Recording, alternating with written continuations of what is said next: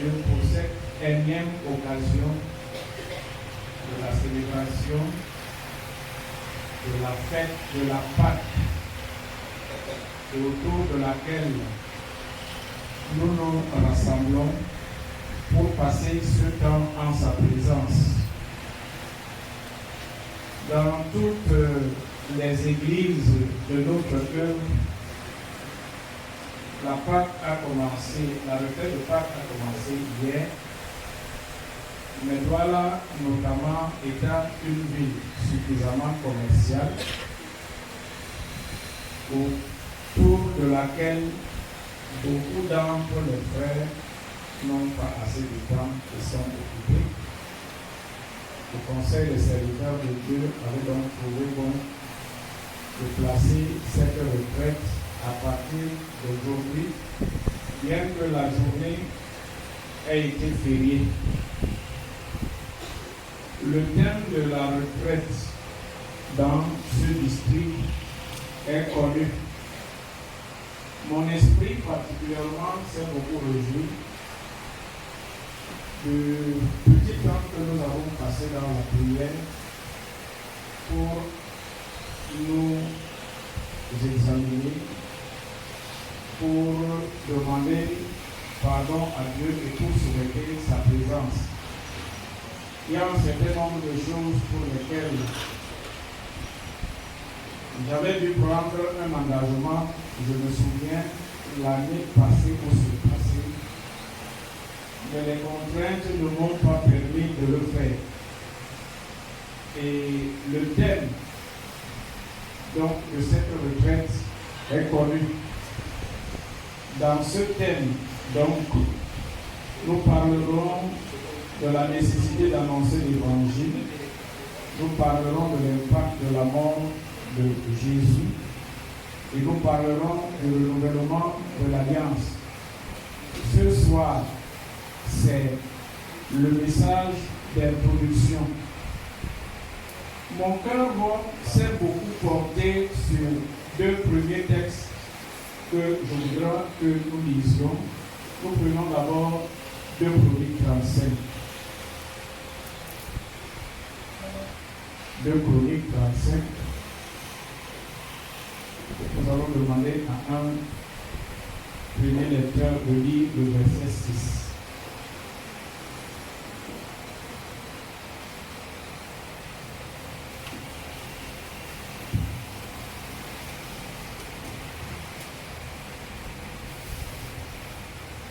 Chronique 35, verset 6.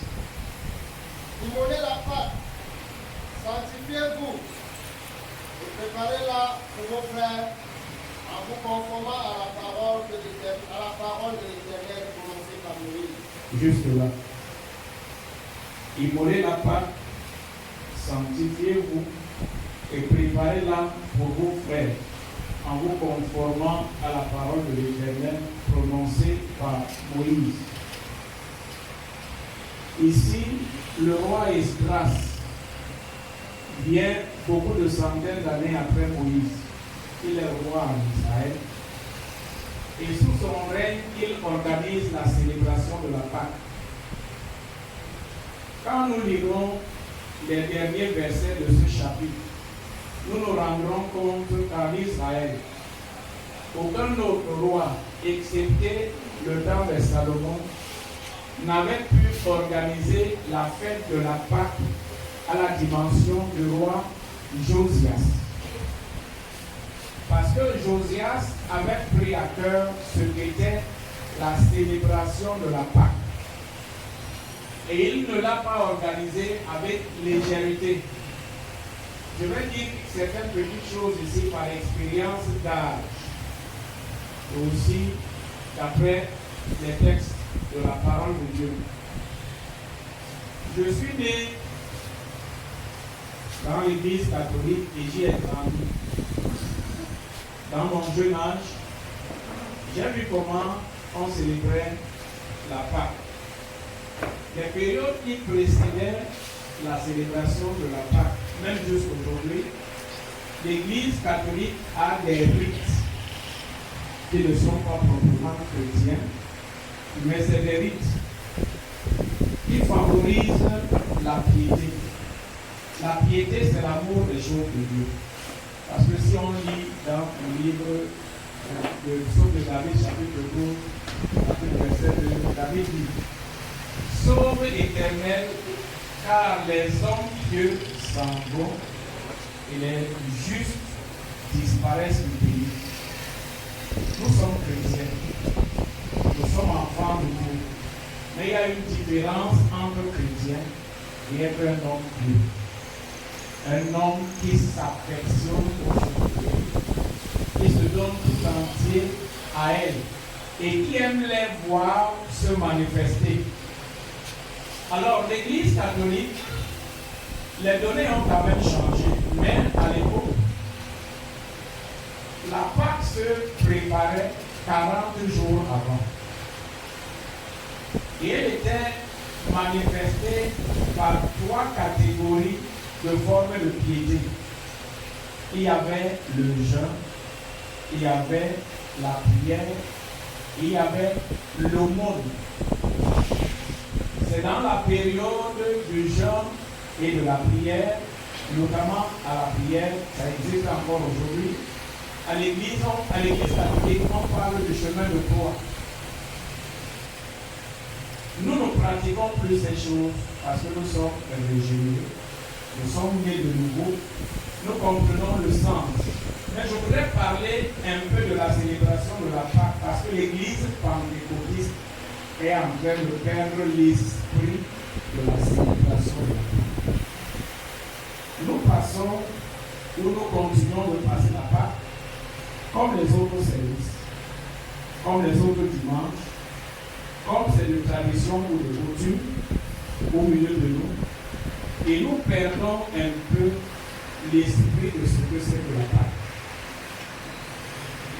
Alors, à l'église catholique à l'époque, pendant la préparation de la Pâque, les rites chrétiens qui étaient imposés aux fidèles étaient tels que pendant la période de la Pâque, il faut s'abstenir des relations sexuelles, il faut s'abstenir de manger de la viande, il faut payer les dettes, les engagements qu'on a vis-à-vis des uns et des autres. Il faut redoubler les moments de prière et il faut faire les bonnes œuvres. Cette pratique inculquait dans l'esprit des catholiques la différence entre le temps courant de la vie et le temps pascal. C'est en 1983 que l'Église catholique a aboli le service du jeûne et de l'abstinence de la viande. On n'en parle plus. Et l'Église catholique a aboli ça. Pourquoi? À cause de la dépravation des mœurs des derniers temps. Parce que, excusez-moi, les hommes ne supportent plus la parole de Dieu. Même nous. Nous ne supportons plus la parole de Dieu. Nous aimons les célébrations. Nous aimons les cérémonies. Nous aimons le chaud. Mais on ne rentre pas en profondeur dans la parole de Dieu. Alors, cette pratique aidait beaucoup les chrétiens catholiques à exercer la piété, à garder une attitude. Ils ne connaissent pas ce qu'on appelle exactement la nouvelle naissance. Mais pendant la période de la Pâque, chaque chrétien catholique s'efforçait à s'abstenir du mal à cause de l'identification à la mort de Jésus. Les statistiques de ces années-là avaient prouvé que les femmes des chrétiens catholiques concevaient moins pendant la période pascale parce que leurs maris, leurs époux s'abstenaient 40 jours durant, ou pas de manière absolue, mais de manière désintéressée quand même, s'abstenaient des relations sexuelles, de la dépravation et de certaines autres choses. Ici, dans ce texte, nous voyons Josias. Josias exhorte le peuple et il dit au peuple, sanctifiez-vous. Vous savez comment Dieu avait dit à Moïse de demander au peuple de se sanctifier pendant 3 jours avant de se présenter devant lui. Il avait donné des instructions que les hommes et les femmes se privent de leur vie conjugale. La période de Pâques, au-delà des rites, au-delà de la conception que nous sommes enfants de Dieu, nés de nouveau, la période de Pâques a un principe. Est-ce que quelqu'un me donne son amen? En Israël, la Pâque se célébrait 7 jours durant. Et on mangeait le pain non levé, symbole de l'abstinence complète du péché. Et la période de Pâques peut être motivante pour l'Église aujourd'hui si les chrétiens que nous sommes invités à reconsidérer la Pâque et à nous sanctifier en plus. Parce que la période de la retraite, sauf cas de maladie, sauf cas d'empêchement majeur, ne devrait pas connaître l'absentéisme à l'Église. C'est une période pendant laquelle même le chrétien le plus faible s'efforce à respecter et à honorer ces moments parce que ces moments sont si précieux à la face de Dieu. Dieu dit à Israël dans Exode chapitre 12, Dieu lui dit, ce mois-ci sera le premier de tous les mois. Alléluia. Entre le 14e jour et le 18e jour, cette fête de Pâques devra être célébrée. Elle sera instituée dans toutes les générations. Alors, le mois de Nissan, qui était un mois selon le calendrier juif, était devenu le premier mois de l'année. Alors qu'il semblait être le 7e mois, quelque chose comme ça. Il était redevenu le premier mois de l'année dans le calendrier juif. Et dans le calendrier grégorien que nous avons adopté selon la civilisation, le calendrier grégorien, dans le calendrier grégorien, je voudrais dire, le mois d'avril est supposé être le mois qui correspond au mois de Nissan. C'est pourquoi nous nous rendrons compte, sauf quelques cas de force majeure, la fête de Pâques tombe généralement ou en plus grande partie au mois d'avril. C'est une institution que les arts, les générations doivent respecter. Pourquoi nous prenons de la peine à rappeler ces choses? Quand vous lisez dans le livre de Juges au chapitre 2, est-ce que quelqu'un peut lire en temps? Lisons un peu ça. Juge 2, verset 10.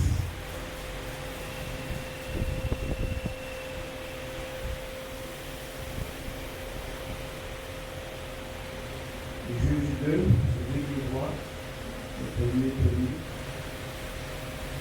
Toute cette génération fut recueillie auprès de ses pères.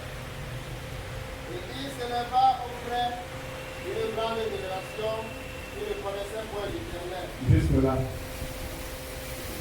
Alors, le peuple d'Israël est entré à Canaan. Quand le peuple d'Israël entre à Canaan, tous les enfants d'Israël qui étaient sortis de l'Égypte et qui avaient marché dans le désert pendant 40 ans, à cause de l'incrédulité, Dieu les a fait tous périr dans le désert. Plus de 600 000 personnes ont péri dans le désert. Et combien sont entrés? 2. Il était question de Josué et de Caleb. Parce que c'est les deux qui ont eu la foi. Tous les autres enfants d'Israël qui sont entrés dans le pays de Canaan sont nés dans le désert. Et par conséquent, ils n'avaient jamais eu l'occasion de voir les miracles que Dieu a opérés en Égypte, devant Pharaon, de voir comment la mer rouge s'est fendue en deux. Ils ont entendu l'histoire. C'est comme la plupart d'entre nous qui sommes encore jeunes chrétiens dans cette église de Repère qui a vu le jour depuis 1964 et dont les pères pionniers et fondateurs de l'œuvre sont presque tous morts.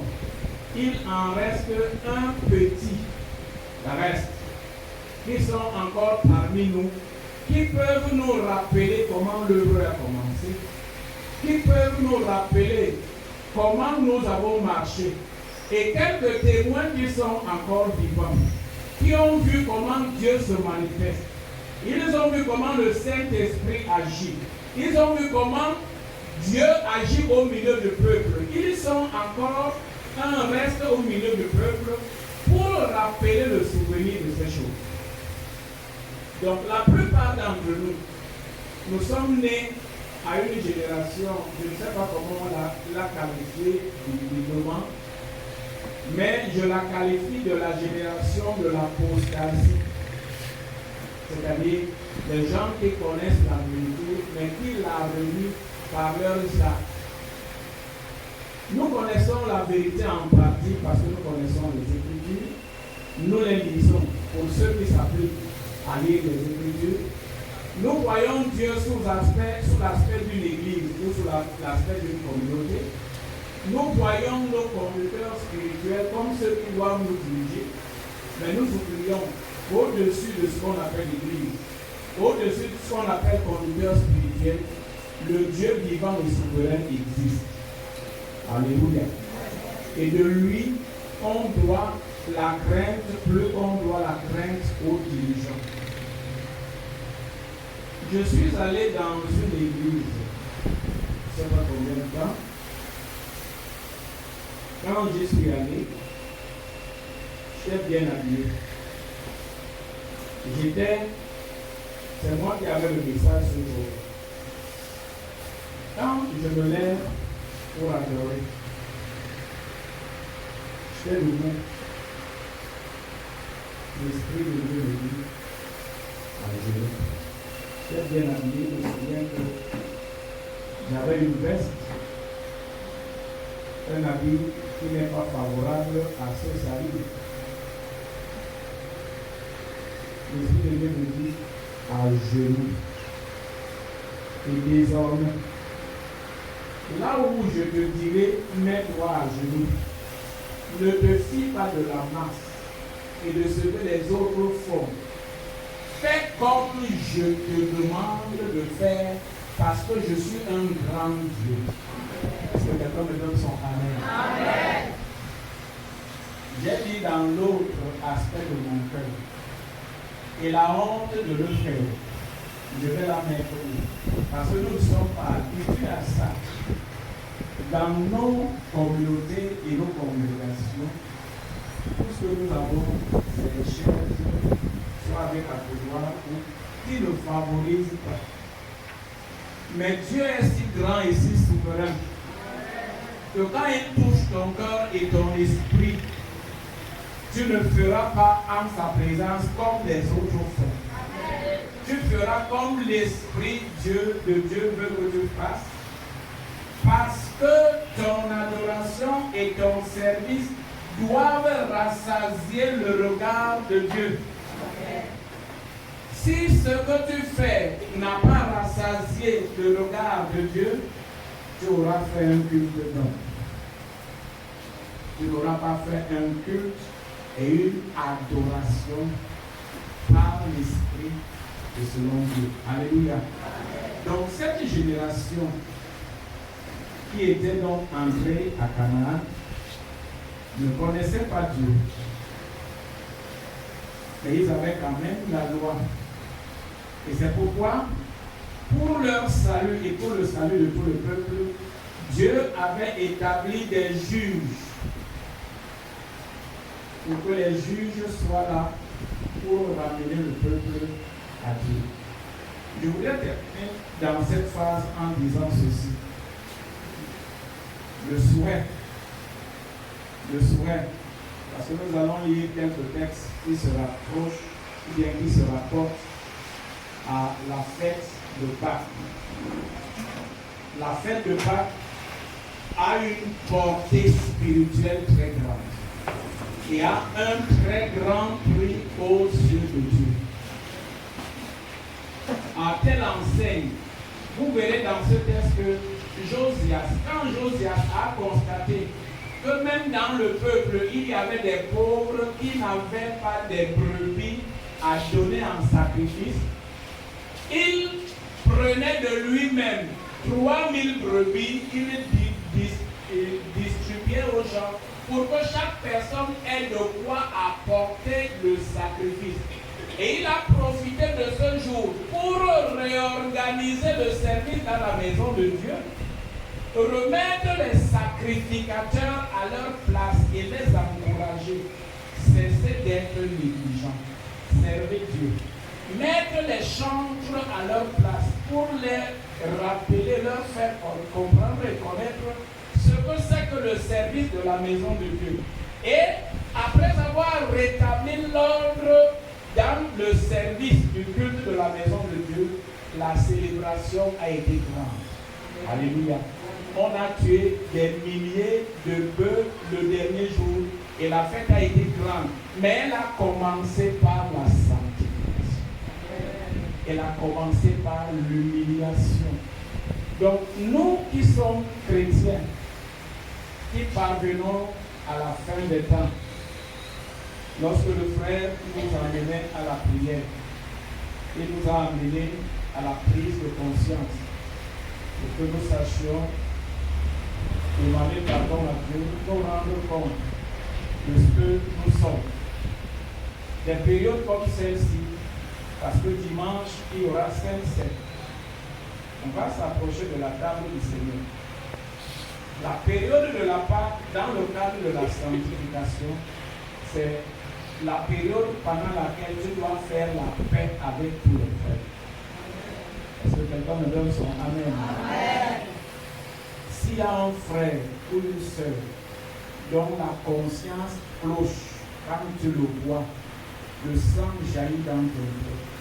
Ce frère m'avait offensé, cette sœur m'avait offensé. Il y a un ancien cliché qui existe entre lui et moi. Avant dimanche, autant que cela est possible, fais la paix avec tout le monde. Alléluia.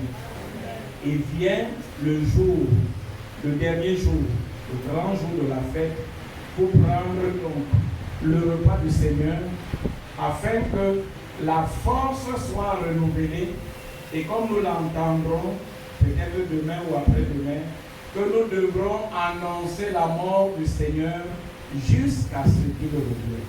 Il y a un fondement, il y a une base. Si cette base est posée, la force que nous avons perdue, nous la retrouverons. Nous avons perdu la force, soit pour prier, soit pour faire un certain nombre de choses, parce que la base est en train de se détruire. Les éléments fondamentaux de la vie chrétienne sont en train de se détruire. Y a-t-il un enfant de Dieu, si on poserait la question, qui accepte encore volontairement de gêner? Parce que je sens que dans ma vie, la colère me domine. Ah, Jésus, jusqu'à quand la colère va me dominer? Je prends un moment de jeûne, je prie. Ah, Seigneur, fais-moi grâce. Que cela ne continue pas. Nous allons voir quelques textes bibliques. Parce que, malgré la bonne volonté de Pierre, Jésus lui dit, aujourd'hui, avant que le corps ne chante 2 fois, tu auras renié 3 fois, me connais. Pierre lui dit, cela n'est pas possible. Cela ne m'arrivera pas. Et Jésus s'est dit. Mais il savait qu'avant, il allait à Gethsémani Et il a dit à ses disciples, veillez et priez afin que vous ne tombiez point en tentation. La chair est faible, mais l'esprit est bien disposé. Alors, ses amis, ses collaborateurs, ses apôtres l'ont accompagné à Gethsémani, mais était sujet à la fatigue. Et il ne voyait pas aussi la portée de la tentation qui arrive. Parce que Jésus ne leur avait pas expliqué profondément. Il leur avait quand même dit que cette nuit, le Fils de l'homme sera livré entre les mains des brigands. Ils le feront battre de verge et ils le feront mourir. Le troisième jour, il le ressuscitera. Ils ont entendu et ils n'ont pas compris. C'est pourquoi, pour eux, le sommeil était le moment de repos. Mais alors que celui qui livrait Jésus s'amuse, pendant ce temps, qu'est-ce que Jésus fait? Père, s'il est possible que cette coupe s'éloigne de nous. Toutefois, non selon la volonté, mais selon l'acte. Parce que son esprit voyait Judas arriver avec la couronne. Les disciples ne voyaient pas. Quand il a prié comme ça 3 fois, qu'est-ce que la Bible dit? Un ange est descendu du ciel et est venu le fortifier,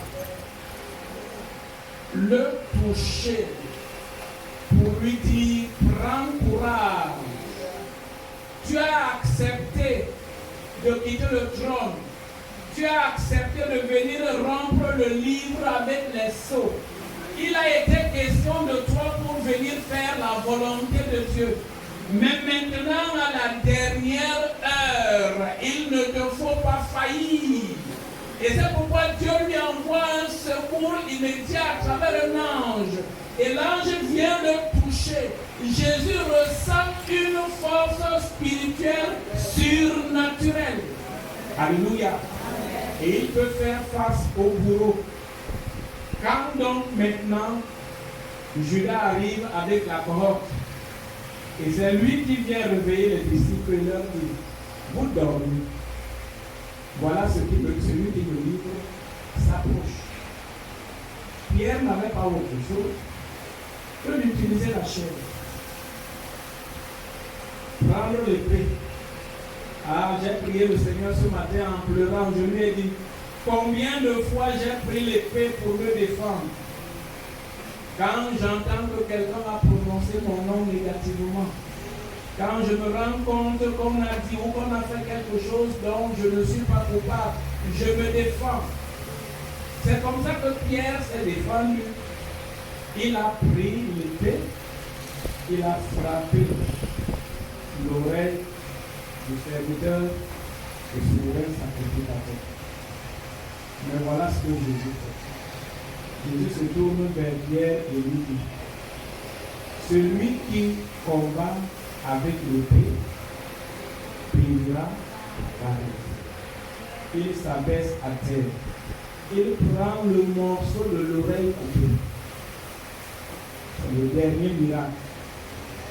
Il recolle le morceau coupé sur l'oreille du serviteur et il le guérit immédiatement. Alors l'église pentecôtiste a trop de problèmes parce que nous n'allons pas nous problème. Nous sommes l'église, mais nous avons perdu le fondement. Nous avons perdu le pardon. Le pardon. Et c'est ce que Jésus est venu nous enseigner, nous montrer à travers son sacrifice. Je vais aller un peu rapidement.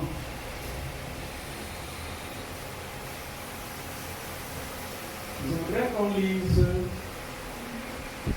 le texte de d'Exode 12, verset 40.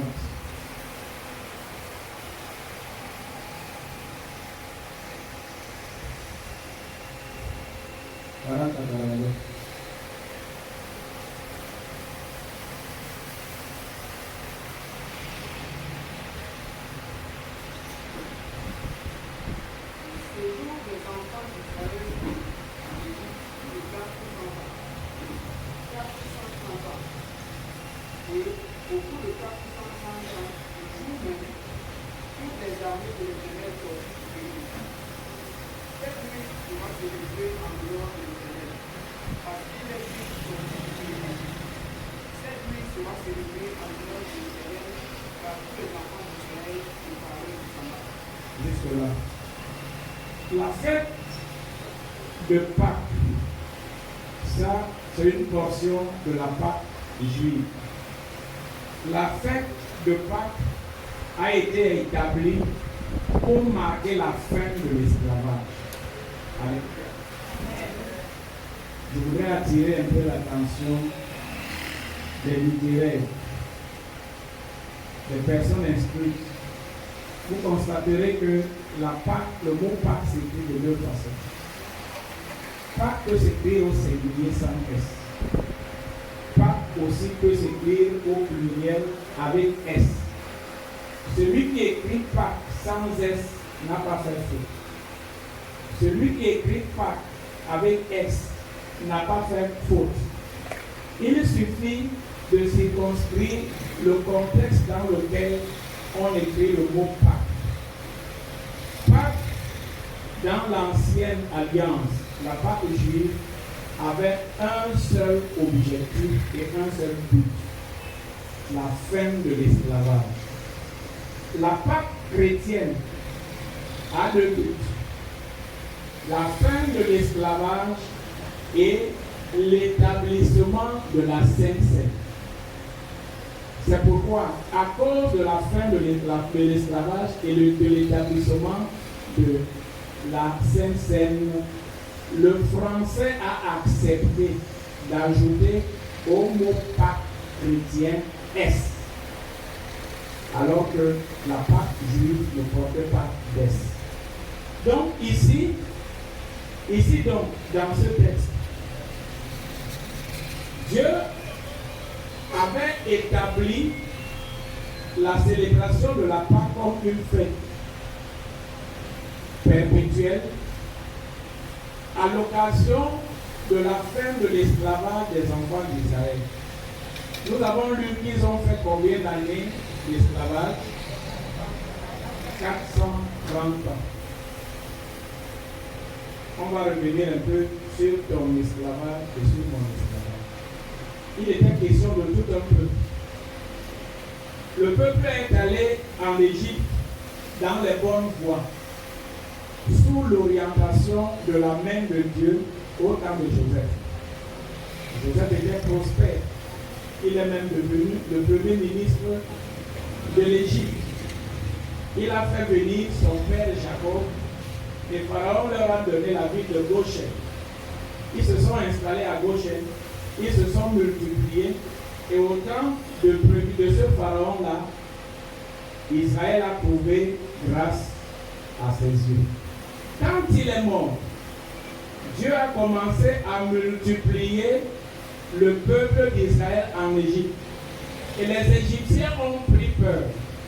Ils se sont dit, à l'allure où ces étrangers sont en train de se multiplier, une autre nation peut se mettre en guerre contre nous un jour. Et ce peuple va s'allier à cette nation et va nous détruire. Soumettons ce peuple à un esclavage. Et c'est pourquoi le nouveau pharaon qui était monté sur le trône et qui n'avait pas connu Joseph et que Joseph aussi n'avait pas connu, a pris la disposition de rendre les enfants d'Israël esclaves. Qu'est-ce qu'on appelle un esclave? Un esclave, c'est quelqu'un qui est privé de sa liberté.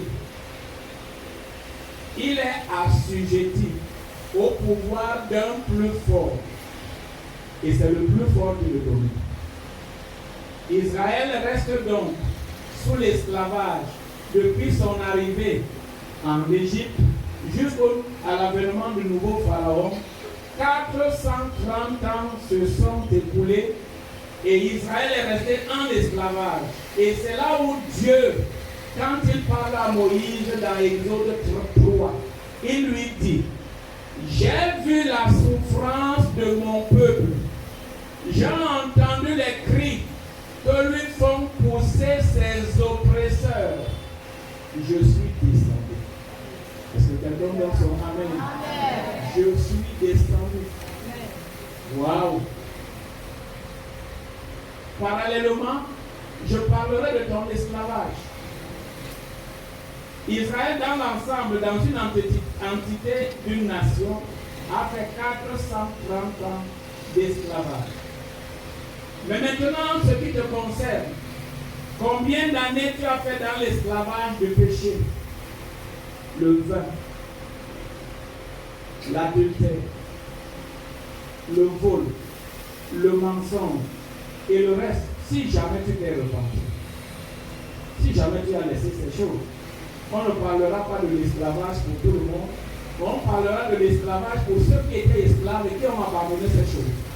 Depuis que le Christ, dans leur vie, la mort de Christ a été constatée dans leur vie et qu'ils lui ont donné leur cœur et leur vie en disant au Seigneur: j'accepte sortir de l'esclavage. Ici, les enfants d'Israël, Dieu ne les a pas arrachés simplement, mais il a suscité un homme. Il a suscité Moïse. Il envoie Moïse vers Pharaon, mais il dit à Moïse: j'endurcirai le cœur de Pharaon. Alléluia. Amen. Ce que tu as abandonné, le vol, le mensonge, l'adultère et tout le reste, est-ce qu'ils arrêtent de te conquérir? Ils n'arrêtent pas de te conquérir. Est-ce que les opportunités de draguer une femme te manquent? Est-ce que les opportunités de courir un homme te manquent? Non, c'est le cœur de Pharaon qui a endurci. Dieu a endurci le cœur de ton Pharaon ou de ton Pharaon pour continuer à te poursuivre jusque dans l'église et amorcer ta vie par les convoitises qui te hantaient avant. Mais il t'a donné une porte de sortie. La porte de sortie, c'est que Jésus est mort et ressuscité. Amen. Alléluia. Amen. Une deuxième porte de sortie, c'est que, c'est Matthieu 11, 28. Venez à moi, vous tous qui êtes fatigués et chargés, je vous donnerai le repos. C'est la prière. Il nous a donné des armes. Ces armes se retrouvent dans Éphésiens chapitre 6 à partir du verset 10. Il nous a donné des armes. Il nous a dit: quand Pharaon reviendra vers vous, voilà les armes que vous devez prendre. Est-ce que quelqu'un peut nous aider dans la lecture? Éphésiens 6, verset 10.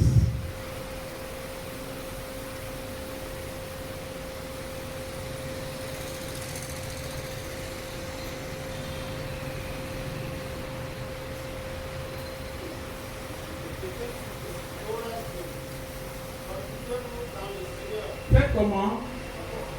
C'est-à-dire, soyez fort. Ton Dieu ordonne que tu sois fort. Oui, continue.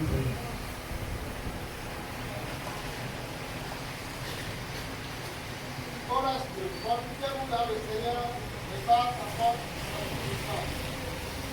Revêtez-vous de toutes les armes de Dieu, afin de pouvoir tenir faire contre les rues bizarres.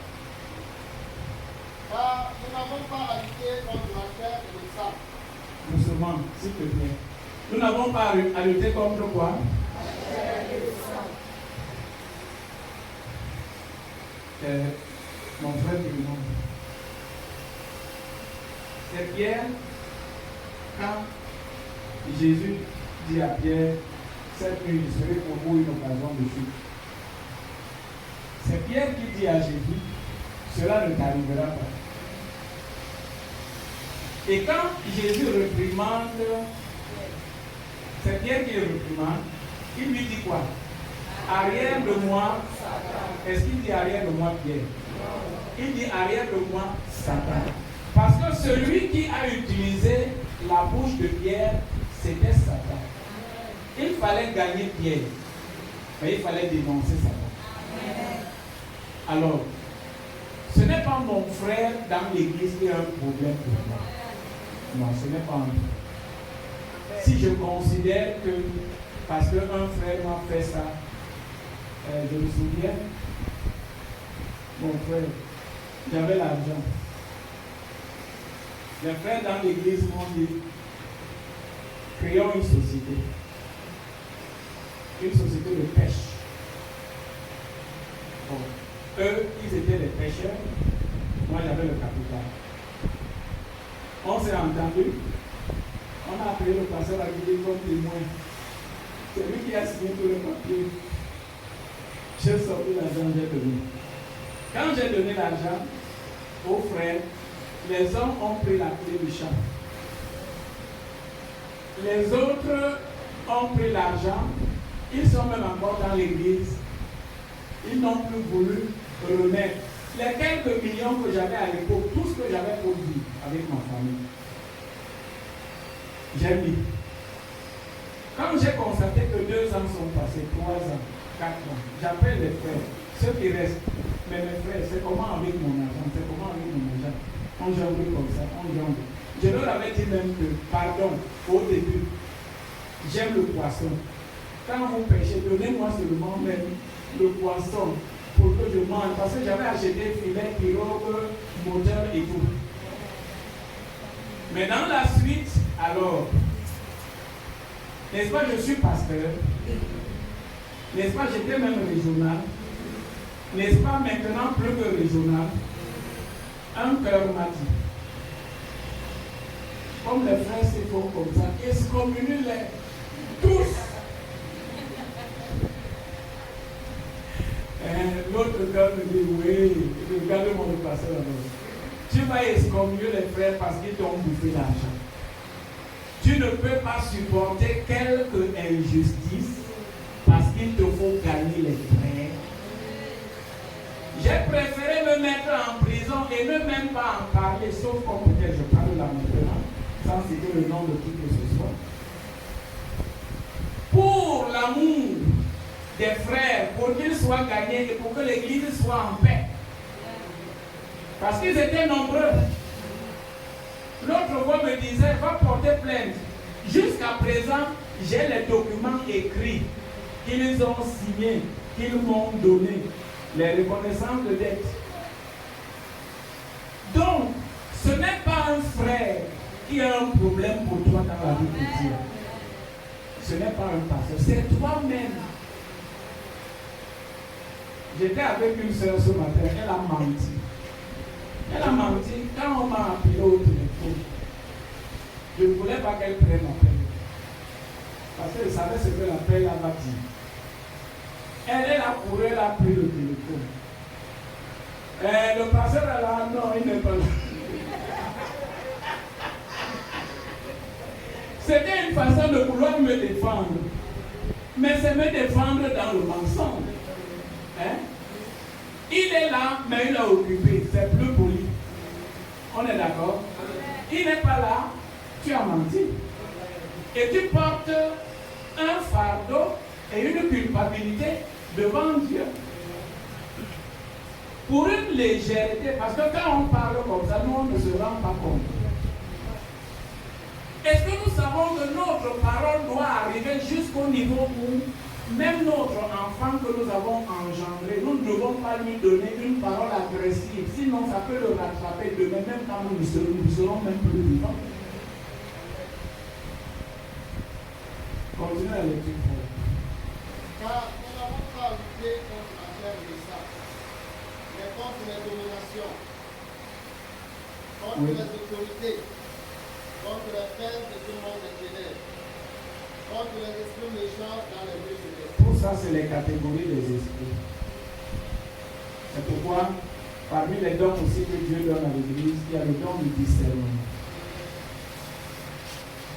Quand quelqu'un parle, tu peux savoir quel esprit l'a mis et quelle arme utiliser pas pour le combat, mais pour le gagner. Vous savez que dans Jean 13, Jésus dit, vous m'appelez maître, vous dites bien. Vous m'appelez Seigneur, vous dites vrai. Mais je suis au milieu de vous comme celui qui sert. Un bon enfant de Dieu sert ses frères parce qu'il veut qu'ils aient aussi la vie. Un bon enfant de Dieu ne mesure pas sa foi à la foi d'un autre. Parce que tu peux être arrivé à la maturité. Tu peux être arrivé à l'entendement et à une bonne compréhension. Comme la loi par exemple, la loi de nos églises, je parle de ça, la loi de nos églises. Une femme ne doit pas venir à l'église avec le pantalon. Quand elle va entrer avec le pantalon, c'est un scandale. Après le culte, c'est un sujet de commentaire. C'est ce que la parole de Dieu dit. Non. Dites-moi vrai. C'est ça? Non. Parce que nous voulons que tout le monde ait le même niveau de foi que nous, le même jour. Non. Le contexte de la vie est différent. C'est pourquoi il nous faut enseigner tout simplement. Quand tu te rends compte qu'une soeur, un frère ou quelqu'un a un accoudrement qui ne sied pas bien, au lieu d'aller vers lui par la chair, commence par la prière. L'Esprit de Dieu te donne des paroles d'amour, d'encouragement qui ramènent quelqu'un de la situation dans laquelle elle se trouve, plutôt que de mal parler de la personne. Tu l'as tué. Est-ce que quelqu'un me donne son amen? Parce que l'Église est un champ d'éducation. C'est un champ d'éducation. Nous avons toutes les catégories de personnes. En effet, la Bible dit que la gloire d'un roi, c'est la population. Une église qui n'a pas d'âme, c'est une église qui n'a pas d'avenir. Et le berger de l'église doit avoir des stratégies d'encadrement des âmes et ne doit pas prêter au dogme de la religion. La religion a des dogmes. La religion a des dogmes. Chez nous, on ne fait pas que. Chez nous, on ne fait pas que. Au ciel, on fait comment? Il y a des choses que je ne peux pas faire. Mais il y a des choses que vous ne pouvez pas faire comme moi parce que vous n'avez pas encore ce bon entendement. Il faut l'enseigner. Il faut la patience. Il faut la charité. Tous ces éléments contribuent à briser un cœur dur et glacé. Et de quelqu'un que nous pouvions penser hier qu'il était incrédule, qu'il n'aime pas Dieu, qu'il ne veut pas ceci, on trouve désormais un trésor et quelqu'un que Dieu a préparé qui sera un ouvrier pour la gloire de Dieu. Alléluia. Voyez-nous, nous sommes vieillissants. C'est nos pères qui nous disaient à leur époque qu'ils étaient vieillissants. Mais maintenant, nous aussi, nous sommes vieillissants. Il nous faut la relève. Et la relève de l'Église, c'est vrai. Il faut que le Dieu que nous avons servi à notre époque, pendant que vous êtes jeunes, que vous ayez aussi la joie et le même zèle de le servir. Que vous sentiez l'amour de le servir. Alléluia. Parce que quand nous ne serons plus, et même pendant que nous sommes là, il faut la relève. Une bonne église, c'est celle qui reçoit des jeunes qui répondent de temps en temps à l'appel. J'ai entendu la voix du Seigneur qui me dit, lève-toi et sers-moi. Suis-moi. Viens avec moi. Alors le berger de cette église, combien il sera encouragé? Il saura que son ministère est porteur. La chose la plus scandalisante, c'est de porter un ministère et que ce ministère n'a pas produit d'autres ministères. On meurt avec le trésor. Parce que la plupart d'entre nous avons un trésor que Dieu nous a donné. Alléluia. Termine la lecture. C'est pourquoi, prenez toutes les armes de Dieu afin de pouvoir résister dans le mauvais jour. Oui, vas-y. Venez donc faire. Ayez en horreur à l'esprit pour 5 jours. Mettez la culotte de la justice. Mettez pour chaussures à vos pieds de celle que je vous ai fait. Venez par-dessus cela le bouclier de la foi, avec lesquels vous pourrez éteindre tous les feux enflammés du malin. Venez aussi au casque du salut et l'épée de l'esprit qui est la parole de Dieu. Faites en tout temps par l'esprit toutes sortes de prières et de supplications. Veillez à cela avec la prière persévérance et priez pour tous les saints. Jusque-là, on n'entrera pas dans les détails parce que ce n'est pas là le sujet. Mais il y a un grand espoir de savoir que quand Moïse était devant Pharaon, Dieu l'a averti. Et lui a dit, j'endurcirai le cœur de Pharaon. Mais Dieu lui donne des instructions.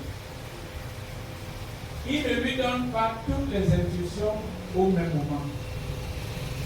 Parce que nous servons un Dieu qui marche. C'est-à-dire, la révélation que Dieu te donne aujourd'hui peut être valable pour un temps. Mais tu as besoin que Dieu te donne une autre révélation demain ou après-demain pour la continuité de la marche. La même révélation ne te servira pas pendant tout le cours de ta vie. Donc parfois on se cramponne à certaines révélations que nous avons reçues de Dieu. Nous verrons donc que sur les 10 plaies, après chaque plaie, Dieu lui disait ce qu'il doit faire pour que la seconde plaie arrive. Ce qu'il doit faire pour que la seconde plaie arrive. Ainsi, nous qui sommes chrétiens, le pharaon de Moïse de cette époque, c'était ce pharaon auquel nous avons fait allusion. L'autre pharaon aujourd'hui, c'est nos anciens péchés qui nous guettent. C'est pourquoi nous sommes comme un chien, comme dit l'apôtre Jacques. Nous ne devons pas retourner à nos vomissements. Nous ne devons pas reconstituer les choses que nous avons abandonnées. Et je dis, ne fais pas le péché en secret, c'est te faire trop du mal. Si tu fais le péché en secret et que tu caches, il t'arrivera ce qui est écrit dans Romains 2. Parce que Dieu te donnera un esprit de parole. Est-ce que quelqu'un me comprend? Vaut mieux que quand tu pêches, tu sois clair, tu sois vrai, tu reconnaisses ton péché, tu recevras vite le pardon. Si tu caches ton péché et que tu le dissimules dans ton cœur, personne ne le saura. Mais quel est le travail que Dieu fait? Au fur et à mesure que les jours passent, tu sentiras l'amour de Dieu qui baisse dans ton cœur. L'amour de Dieu baisse. On dit même à l'église, prie, tu n'as pas la force de prier. La bonne volonté pour commencer à poser même certains actes que tu faisais avant, cette bonne volonté commence à disparaître. C'est Dieu qui est en train de te donner un esprit d'égarement. Fais attention. Parce que la vie chrétienne, c'est une seule vie. Est-ce que quelqu'un me donne son amen? Amen. Si tu sens que c'est dur pour toi et que Jésus n'est plus fidèle à tes côtés, va faire ce qui te plaît dans le monde, devant tous les hommes. Est-ce que quelqu'un me donne son amen? C'est-à-dire, ne viens pas à l'église. L'église compte sur toi. Mais à 21h, tu es dans la maison d'un nombre de personnes ne te voient. Tu fais ça contre toi. Ça, c'est très grave. Vaudrait mieux que la foi te dépasse. Et que tu retournes dans le monde et que tout le monde sache que tu es retourné dans le monde. Peut-être si on prie pour les rétrogrades, on va prier pour toi pour que Dieu te touche un jour. Ne sois pas dans l'église avec une double vie. Tu es mort à jamais.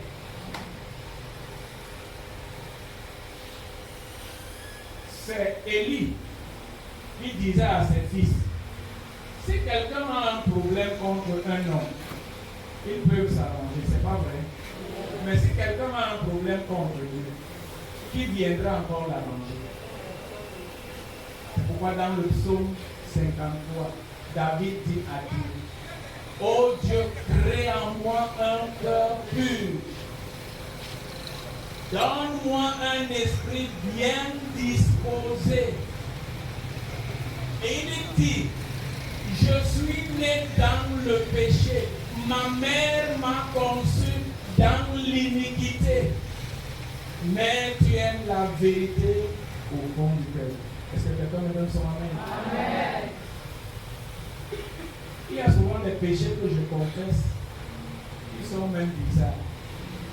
Je confesse souvent même les intentions de cœur. Parce que c'est dans Marc au 15 combien qui dit, c'est du cœur de l'homme, c'est de l'abondance que sortent les mauvaises pensées. Voilà.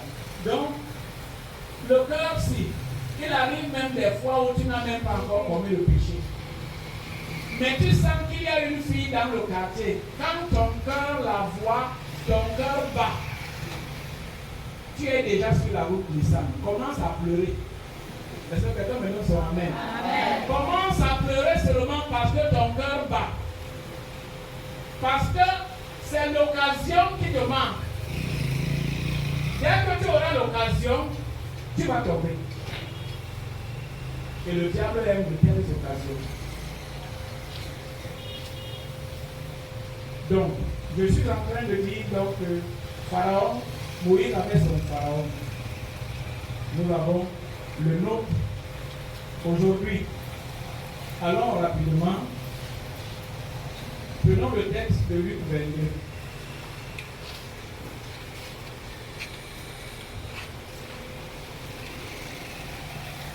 Commencer par le verset 3. 22, 3. Lis même de 1 à 3. La femme des hommes sans le vent appelée la femme à pécher. Les principaux sacrificateurs et les prix cherchaient les moyens de faire mourir Jésus, car il faisait le feu. Or, Satan entra dans Judas, surnommé Iscariote, qui était le nombre des jours. Judas alla s'entendre avec les sacrificateurs et les chefs des gardes sur la manière de leur livrer. Ils furent à l'endroit et ils tombèrent de lui donner de la femme. Jusque-là. Amen. La fête des pains sans levain, autrement appelée la Pâque, arrivait. Nous sommes en train de parler de la célébration de la Pâque. Judas, qui était l'un des 12, nommons-le serviteur de Dieu. Il était l'un des 12. La Bible dit que Satan est entré dans Judas.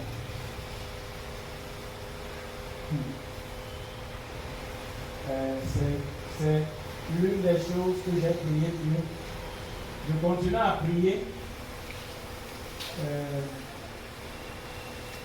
J'ai prié Dieu de ne pas me permettre d'être une occasion de chute ou un scandale pour quelqu'un, mais de me donner la capacité de pouvoir demander pardon à celui que je pense. Ici, Satan est entré dans le Judas, qui était l'homme de Dieu. Et c'est lui qui quitte avec cette vie. Il s'en va s'entendre avec les souverains sacrificateurs sur la manière de leur livrer Jésus. Et les ennemis de Jésus ont été très réjouis de savoir qu'ils vont consoler Judas en lui donnant l'argent. La livraison est de plusieurs manières. Je doutais de ça avant, mais l'expérience m'a permis de le constater et de constater que c'est vrai. Que même parmi les chrétiens qui viennent à l'église, il y en a même qui viennent étant sorciers. Il est à l'église, il est sorcier, et son rôle, c'est de trahir ou de livrer quelques hommes qui sont à sa portée. Je le dis par expérience. La sorcière est venue chez moi avec son mari. Après 8 ans de tentative, elle mangeait chez moi dans la maison. Elle était dans l'église de Jaboma que je conduisais, tu la connais. Je voyais en elle une très belle chrétienne, je ne savais pas. Le jour qu'elle est venue chez moi, elle a pris son mari avec la main, elle lui dit, accompagne-moi chez le pasteur. C'était sur ma cour qu'on s'est réunis avec ma épouse et moi et son mari. La première parole qu'elle m'annonce, c'est que ton Dieu est avec toi. J'ai tout fait pour te tuer pendant 8 ans. Je n'ai pas pu. Et c'est là où elle me dit, tu vois le Cassimangué qui est sur ta cour, c'est notre lieu de rencontre chaque nuit des sorcières. Elle me dit, j'habite dans les eaux, je suis reine. Et je suis venue sur la terre pour une mission. Elle me dit, je suis la locomotive à 2 wagons. Mon rôle, c'est exécuter les victimes. Elle me dit, je mange la chair humaine, je bois le sang. Tu connais ça, non? Elle me dit, je mange la chair humaine et je bois le sang. Voilà.